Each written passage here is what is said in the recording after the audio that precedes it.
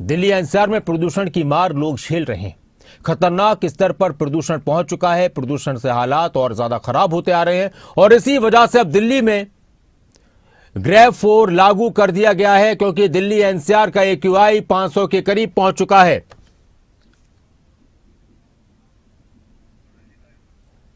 Delhi NCR में grave 4 लागू किया गया है। ज्यादा जानकारी के लिए, चर्चा के लिए, दिल्ली के प्रदूषण पर बातचीत के लिए सूरज देखिए आप, ये सूरज देखिए आप, सूरज को भी इस प्रदूषण ने ढक दिया है। सूरज की रोशनी को भी कम कर दिया है। सुबह सुबह का सूरज जो निकलता है, लोग इंतजार करते हैं ठंड के मौसम में खास तौर से, लेकिन अब कोई ठंड में बैठना भी नहीं चाहता। करण जयसिंह हमारे साथ जुड़ रहे हैं, हमारे गुरुग्राम से संवाददाता, दिल्ली एनसीआर के प्रदूषण पर बात करने के लिए। करण को ले आइए, स्क्रीन पर आवाज भी आ जाएगी। करण जयसिंह, गुरुग्राम में हालात क्या हैं, किस तरह की स्थिति है प्रदूषण को लेकर?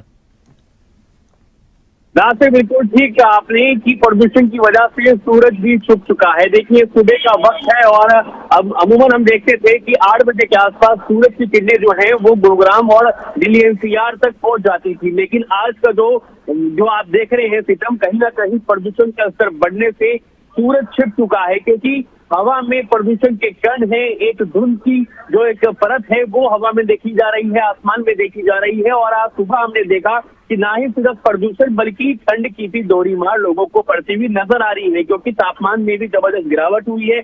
और धुंध जो है वो आज पहली बार, ठंड की पहली धुंध जो है वो देखने को मिली है। गुरुग्राम की तस्वीर पहले मैं आपको दिखाना चाहूंगा। आसमान देखिए आप, आसमान में आप साफ तौर पर ये देख सकते हैं कि जो धूप है वो फिलहाल कहीं से भी दिखती हुई नजर नहीं आ रही है, सूरज कहीं से भी दिखता हुआ नजर नहीं आ रहा है। और एक धुंध की जो परत है वो आसमान में जरूर दिख रही है, और इस धुंध की परत के साथ साथ प्रदूषण की परत भी कहीं ना कहीं देखी जा रही है, क्योंकि ना सिर्फ जिस तरह से हम अक्सर बात करते हैं कि सर्दी आने के साथ ही प्रदूषण के स्तर में बढ़ोतरी हो जाती है, और प्रदूषण के स्तर में जब बढ़ोतरी होती है तो पाबंदियां लगती हैं। कल दिल्ली एनसीआर में ग्रेव के चौथे चरण को लागू किया गया, तमाम तरह की पाबंदियां लगाई गई, और एक बार फिर ये पाबंदियां क्या प्रदूषण को कम करने में कामयाब रह पाएगी, यह देखने वाली बात होगी। लेकिन पाबंदियां फिलहाल लग चुकी हैं, और जिस तरह से प्रदूषण लगातार बढ़ रहा है, लोगों की परेशानियां भी बढ़ रही हैं। डॉक्टर्स भी कह रहे हैं कि अगर आप मॉर्निंग और इवनिंग वॉक करते हैं तो कुछ समय के लिए बंद कर दें, बच्चों को प्लेग्राउंड में खेलने के लिए बंद कर दें,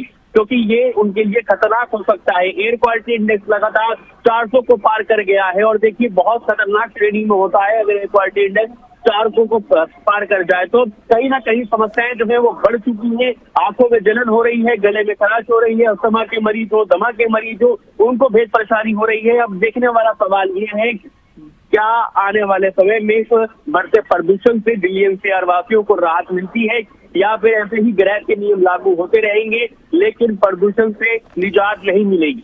करण, मुझे ये बताइए कि ग्रेव 4 लागू होने का गुरुग्राम पर क्या असर रहेगा, और क्या ये ग्रेव 4 पहले भी लागू किया जा सकता था, और अगर पहले लागू होता तो क्या स्थिति थोड़ी सुधर सकती थी, क्योंकि अब तो 500 के आसपास पहले भी पहुंच चुका था। आज मुझे जहां तक याद है कि 500 के आसपास पहले भी AQI पहुंच गया था। ठीक कहा बिल्कुल नासिर आपने कि पहले भी ग्रेव से चौथे चरण को लागू किया गया और उसका असर देखने को मिला था। प्रदूषण का स्तर नीचे आ गया था, और जैसे ही नीचे आया चौथे चरण को हटा दिया गया, दूसरे चरण को लागू किया गया, दूसरे चरण की पाबंदियां लागू की गई। देखिए दूसरे चरण की जो पाबंदियां हैं वो चौथे चरण से बहुत ज्यादा कम है। चौथे चरण में बहुत ज्यादा पाबंदियां लग जाती है, कंस्ट्रक्शन एक्टिविटीज को रोक लग जाती है, BS6 वाहन को दिल्ली में एंट्री करने की अनुमति दी जाती है, BS3 BS4 वाहनों को बैन कर दिया जाता है, कूड़ा जलाने पर रोक लग जाती है। तो इस तरह की पाबंदियां ग्रेव के चौथे चरण में लागू की जाती है, लेकिन जब जैसे ही प्रदूषण के स्तर में बढ़ोतरी होती है वैसे ही इसको लागू किया जाता है, और जैसे ही अगर ये घटता है प्रदूषण का स्तर तो इसको वापस ले लिया जाता है। और जैसे ही हम ग्रेव के चौथे चरण को वापस लेते हैं उसके बाद एक बार फिर प्रदूषण का जो स्तर है वो स्पाइक पर पहुंचता है, एक बार फिर छाल मारता है, और वही वजह है, वही खामियाजा जो है वो देखने को मिल रहा है कि एक बार फिर प्रदूषण का स्तर 400 को पार कर गया है, और जब जैसे ही 400 को पार कर पहुंचता है तो समस्याएं और ज्यादा बढ़ जाती है, क्योंकि ये हवा जो है